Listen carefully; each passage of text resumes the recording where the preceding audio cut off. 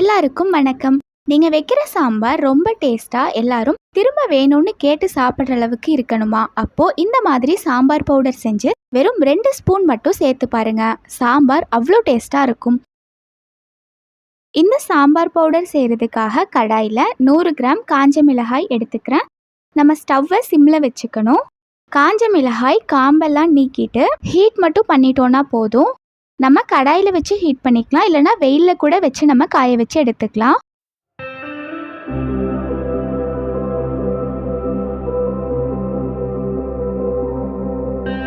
காஞ்ச மிளகாய் ஹீட்டான அப்புறமா அதை இன்னொரு பாத்திரத்துக்கு மாற்றிக்கலாம்.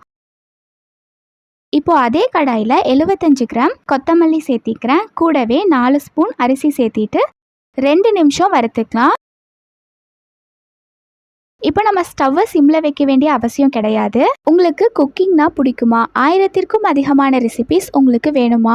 அப்போது நம்ம சேனல் அபவுட் செக்ஷனுக்கு போய்க்கோங்க. அங்கே நம்ம தமிழ் சமையல் ஆப்போட லிங்க் இருக்குது. நம்ம தமிழ் சமையல் ஆப்பை இப்போவே இன்ஸ்டால் பண்ணுங்க. இப்போது கொஞ்சமாக கறிவேப்பிலை சேர்த்திட்டு கூடவே 1 ஸ்பூன் சீரகம் சேர்த்திட்டு 5 நிமிஷம் வறுத்துக்கலாம்.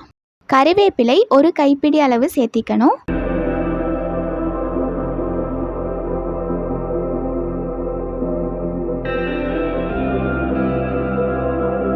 5 நிமிஷம் வறுத்துட்டு இறக்க போகும்போது 2 ஸ்பூன் மிளகு சேர்த்திக்கணும்.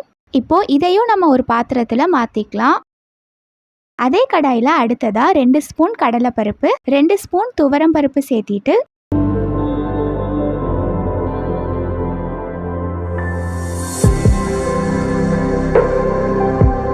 ஹீட்டான அப்புறமா 1 ஸ்பூன் அளவுக்கு கடுகு சேர்த்திக்கணும்.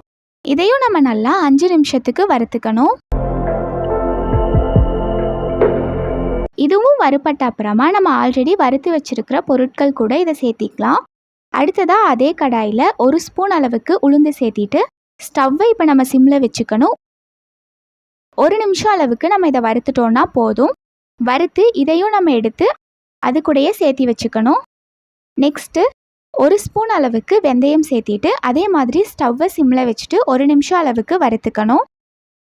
நம்ம எல்லாத்தையும் வறுத்துட்டு ஆற வச்ச அப்புறமா தான் அரைக்கணும். இப்போது வெந்தயமும் நமக்கு வறுப்பட்டுச்சு.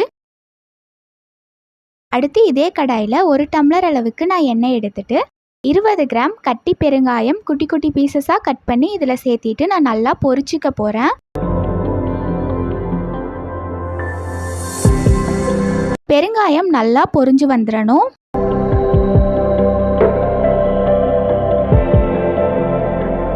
பாருங்க, இப்போ நமக்கு பெருங்காயமும் நல்லா பொரிஞ்சு வந்துருச்சு. இப்போ இதையும் நம்ம வறுத்து வச்சிருக்கிறது கூட சேர்த்திக்கலாம்.